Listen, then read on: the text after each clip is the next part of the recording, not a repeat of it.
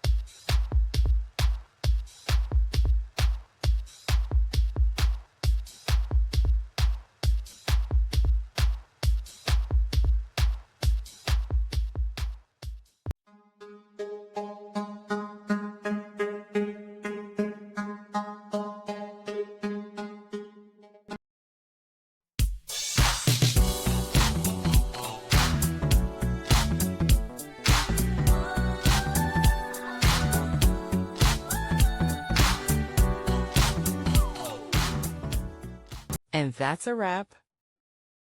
I hope you found the answer you were looking for. If you did, take a second to hit that subscribe button. It really helps out. And let me know in the comments which solution worked best for you. See you next time in the debug zone.